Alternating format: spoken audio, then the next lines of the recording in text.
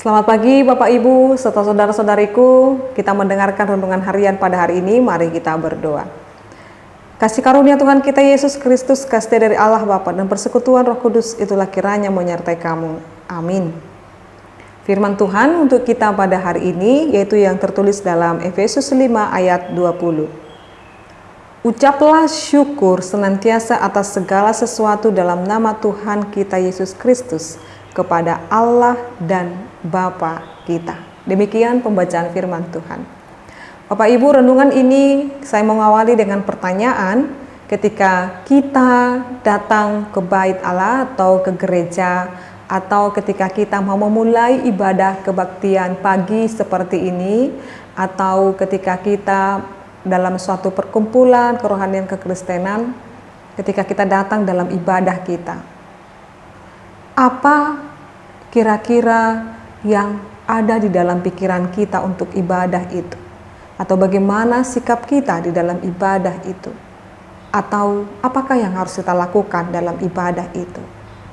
Bapak Ibu, jikalau pertanyaan ini harus kita jawab, apa yang kita harus lakukan dalam ibadah itu, sesungguhnya kita tidak melakukan apa-apa, karena di dalam ibadah itu yang berkuasa atas ibadah itu, yang berleluasa memberkati kita adalah Allah kita. Yang kita lakukan adalah tetap diam dan merasakan hadirat Tuhan.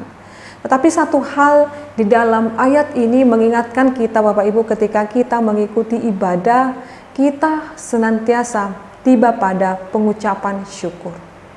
Jadi kalau kita Bapak Ibu boleh beribadah pagi, mendengarkan renungan harian ini, kita bernyanyi tadi, kita berdoa tadi, lalu kita mendengarkan renungan harian ini setiap hari, kita boleh membangun mezbah di rumah kita masing-masing, lalu setiap hari Minggu kita datang ke gereja. Jemaat jangan pernah lupa ketika dia datang ke hadirat Tuhan untuk mengucap syukur. Jadi Efesus 5 ayat 20 ini dikatakan, ucaplah syukur senantiasa atas segala sesuatu dalam nama Tuhan. Jadi ketika kita memulai dalam ibadah kita jangan pernah melupakan mengucap syukur. Maka ketika beribadah, konsentrasi penuh dan juga pemusatan penuh kepada Tuhan. Dan setiap ibadah kita janganlah kiranya hanya sebagai rutinitas saja atau hanya kebiasaan saja, tetapi setiap hari ketika kita datang beribadah, datang ke hadirat Tuhan, kita semakin mengalami Tuhan. Kita semakin diperbaharui oleh firman Tuhan. Kita semakin dikuatkan oleh firman Tuhan. Maka dikatakan dalam ucaplah syukur senantiasa dalam ayat ini, senantiasa dalam bahasa aslinya juga disebut dengan pantote, yaitu mengucap syukur itu harus senantiasa, bukanlah yang berdiri sendiri, tetapi senantiasa itu berhubungan dengan atas segala sesuatu. Jadi ketika kita diminta untuk mengucap syukur, yaitu berarti dikatakan di sana senantiasa, yaitu sama halnya dengan atas segala sesuatu, dalam bahasa aslinya disebut dengan huperpenton. Maksudnya ialah segala pemberian dan anugerah yang anggota jemaat terima dalam perayaan ibadah, dalam perjamuan kudus, dalam setiap hal-hal yang boleh kita terima dalam jemaat atau gereja itu merupakan adalah pemberian Allah. Maka dikatakan di sana toi theoi kai patri, dikatakan di sana kepada Allah dan Bapa. Yaitu Allah dan Bapa seperti yang kita kenal oleh dan dalam Kristus Yesus. Itulah sebabnya Paulus menambahkan di sini ungkapan dalam nama Tuhan kita Yesus Kristus. Ungkapan ini dalam surat-surat Paulus sering dihubungkan dengan ibadah jemaat.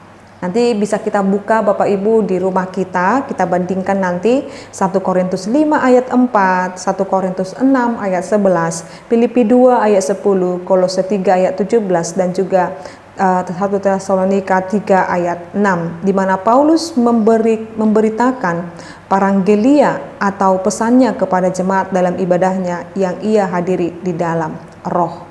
Oleh karena itu dikatakan di sana, pengucapan syukur itu ketika kita boleh diperkenankan Tuhan melakukan ibadah seperti ini, mendengarkan firman Tuhan, ini adalah berkat yang luar biasa dan yang harus direspon jemaat dengan pengucapan syukur.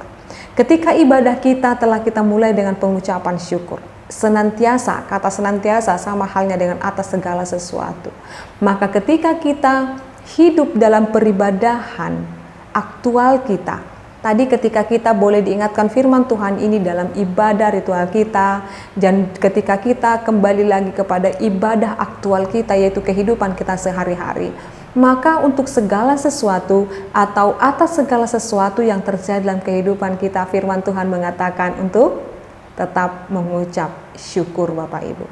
Jadi kita tidak leluasa mengatur diri kita, pikiran kita, tetapi ketika kita menerima roh Allah dalam diri kita, Dia yang akan leluasa memberkati kita, dan Dia juga yang membentengi dan menjagai kita. Maka apapun yang terjadi dalam kehidupan kita, kesulitan, tantangan, pergumulan, atau kerinduan-kerinduan yang belum terjawab, atau hal-hal yang selama ini kita pergumulkan, Bapak Ibu, ingatlah, di dalam pengucapan syukur kita, Dia selalu bersama-sama dengan kita. Dia selalu menemani kita. Dia selalu memberkati kita. Dia selalu menguatkan kita. Itulah pengucapan syukur kita. Ternyata saya tidak berjalan sendirian. Saya tidak sendirian, tetapi Dia selalu hadir bersama-sama dengan saya. Dia tinggal bersama dengan saya. Kuasa dan penyertaan Tuhan kita Yesus Kristus itu sungguh nyata dalam kehadiran kita. Dan yang paling utama Bapak Ibu, Ia hadir dan mengampuni mereka yang berkumpul dan memuji namanya dan mengucap syukur. Ini yang sungguh luar biasa. Ketika ada pengampunan, ada anugerah yang diberikan Tuhan Yesus kepada kita, hati kita lega, hati kita mendapatkan damai sejahtera. Maka saat ini Bapak Ibu, saudara-saudariku, tetaplah senantiasa bersukacita dalam kehidupan ini, mengucap syukurlah untuk segala sesuatu, nyatakanlah Kristus di dalam kehidupanmu. Amin, kita berdoa. Kami bersyukur Tuhan buat firman-Mu, kami mengucap syukur Tuhan buat perkenanan Tuhan di ibadah kami, di renungan kami ini. Biarlah Tuhan senantiasa memberkati hati dan pikiran kami supaya sesuai dengan kehendak Tuhan. Berkati seluruh para pemberita Injil, berkati seluruh para hamba-Mu, berkati gereja-Mu Tuhan, biar nama Tuhan dimuliakan dalam setiap kehidupan jemaat-Mu. Terima kasih Bapa, kami berdoa dalam nama-Mu Yesus Kristus dan pimpinan Roh Kudus. Anugerah daripada Tuhan kita Yesus Kristus, kasih dari Allah Bapa dan persekutuan Roh Kudus, itulah kiranya menyertai dan memberkati-Mu sekarang sampai selama-lamanya. Amin. Selamat pagi Bapak Ibu serta saudara-saudariku, selamat melanjutkan aktivitasnya kembali. Tuhan Yesus memberkati. Shalom.